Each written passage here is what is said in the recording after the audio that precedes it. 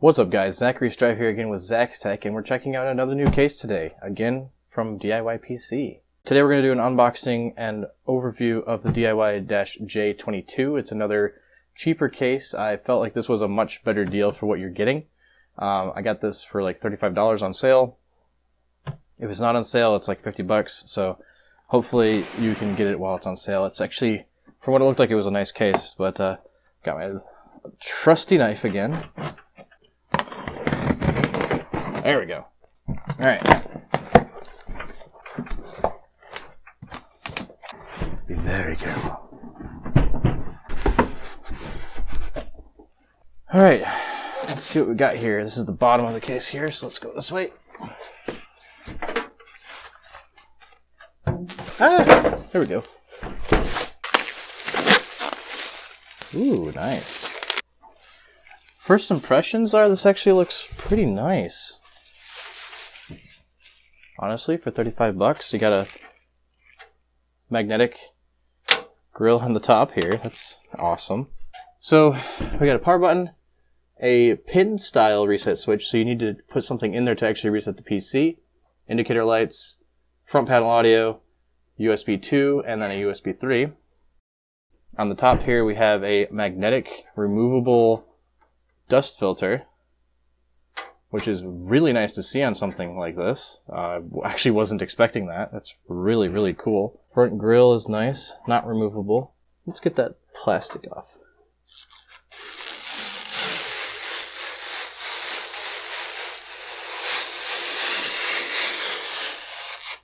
Wow. Alright guys, let's go ahead and take these side panels off and see what the features are inside of the case. Real quick, I have to mention that this is a mid-tower case. It features, it can mount a ATX, micro ATX, and ITX board. It has thumb screws for both of the side panels, which is really nice to see. I love, love, love seeing that.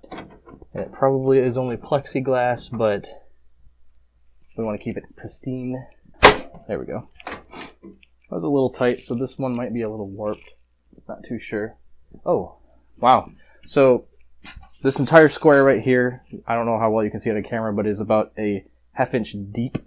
So you can actually fit, it looks like quite a bit of wiring back here. So wiring is definitely a thing. We have a installation manual for fans, solid state hard drive, and your external 5 1/4, which is really nice to see. The one big feature that drew me to this case was right here, the power supply cover.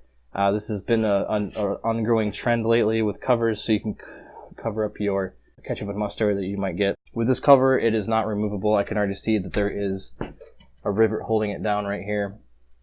But you do have plenty of rear access for that power supply, so that's not a big deal. We have two 5 1/4 bays. They have little metal brackets here. You pop these brackets off and then pop out your front panel to access your 5 1/4. We have a fabric style cover between the grill and the front case. I'm wondering if that is actually removable. I will have to explore that a little further. But there's a nice fabric here to catch dust. Two solid state mounts right here. Sorry, right there. And then three 3.5 inch hard drive mounts here.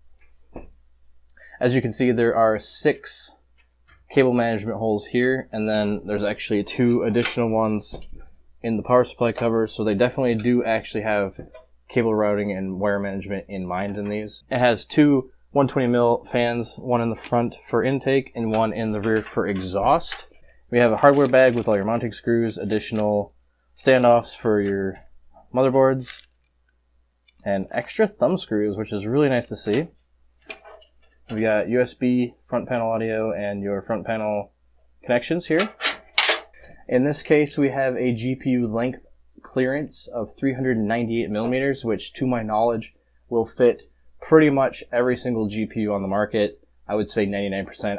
I still think there's like maybe one that is over 400, so that one won't fit. And the GPU height is not going to be an issue either. In the other case that I built with, it actually was a big problem because the MSI 390X is really tall card, and it was just barely underneath this cover, and I had to plug the power plugs in. Long story short, it took about 20 minutes, and I had to actually bend the panel so I could get the plugs in. So hopefully in this case it's not going to be an issue. Honestly, it really doesn't look like it will be. For the CPU clearance, we have 159 millimeters, which the Hyper 212 claims it's 159 millimeters. So in our test build, I'm actually going to go ahead and install the Hyper 212 Evo and see if that clearance is correct. It should barely not touch the plexiglass, but we'll see what it does. I'm going to go ahead and build this thing now, stick around for the second half to see if all of this works out.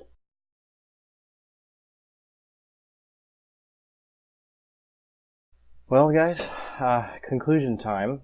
I've spent the last 2.5 hours probably building in this thing. It actually took me a lot longer than normal. But everything worked out really well. I was actually trying to wire everything properly and make it look nice. You can see the Hyper 212 is actually in there, and the plexiglass is not touching it. It's extremely close, and you can also see that the 390X is in there with plenty of room. I did also swap the fans like I said I was going to.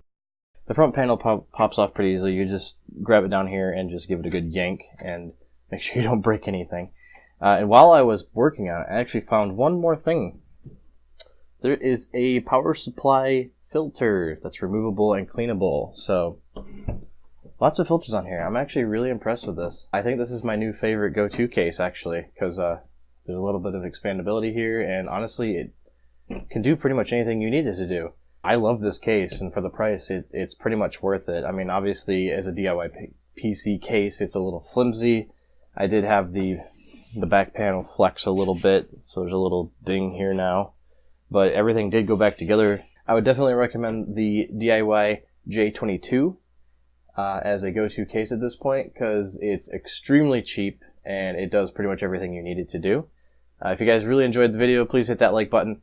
So consider subscribing, and if you want to donate directly, you could follow the Patreon link down below in the video description and throw me $1 or $2 per month and help me support my channel and all the tech stuff that I'm trying to provide for you guys. Thank you guys so much for watching. This is Zachary Strife again with Zach's Tech, and see you later.